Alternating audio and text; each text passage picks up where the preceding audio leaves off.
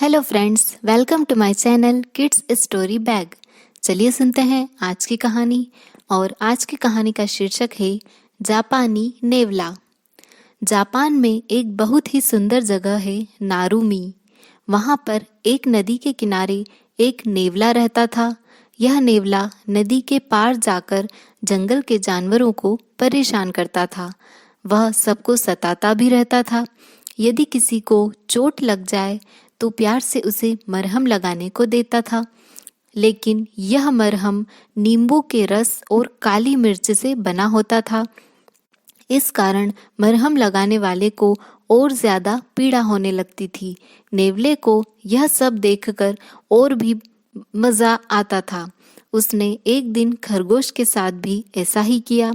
खरगोश ने उसी दिन सोच लिया कि वह दुष्ट नेवले को सबक जरूर सिखाएगा। और एक दिन खरगोश को एक बढ़िया उपाय सूझ गया। उसने 2 टोकरियां ली, एक बड़ी और एक छोटी। बड़ी टोकरी के नीचे उसने तारकोल लगा दिया। खरगोश दोनों टोकरियां लेकर नेवले के पास पहुंचा और उससे बोला, चलो पहाड़ी के ऊपर चलें। वहाँ बहुत मीठे आमों का एक पेड़ है, वहाँ से आम लेकर आएंगे। लालची नेवले ने तुरंत बड़ी वाली टोकरी उससे ले ली। खरगोश तो यही चाहता था।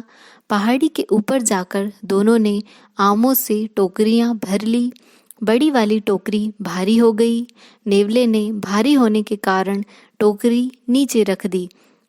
टोकरी के नीचे तारकोल लगा हुआ था, इसलिए टोकरी जमीन से चिपक गई। आमों से भरी टोकरी को नेवला छोड़ना नहीं चाहता था, इसलिए उसने पूरा जोर लगाकर टोकरी उठाई। इससे उसके पंजे छिल गए। खरगोश ने उससे कहा, दोस्त तुम्हें दर्द हो रहा होगा, ये लो दवा लगा लो। नेवले ने जब दवा लगाई तो दर्द से चिल्लाने लगा। असल में यह वही नींबू और काली मिर्च का मरहम था जो नेवला सबको दिया करता था।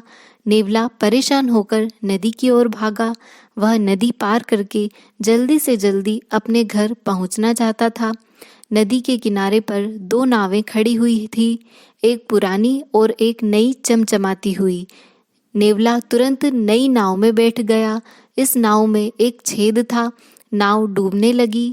नेवला किसी तरह नदी पार करके दूसरे किनारे तक पहुंचा। उसके छिले हुए पंजों पर मिर्च का जो मरहम था, उसका दर्द अभी तक हो रहा था। ऊपर से पानी में भीगने के कारण जख्म और ज्यादा दर्द कर रहे थे। उस दिन नेवले को इस बात का अनुभव हुआ कि उसकी हरकतों से दूसरे जानवरों को कितनी तकलीफ होती होगी। उस दिन से उसने कान पकड़ लिए कि वह कभी भी किसी को नहीं सताएगा। तो कैसी लगी दोस्तों आपको आज की कहानी?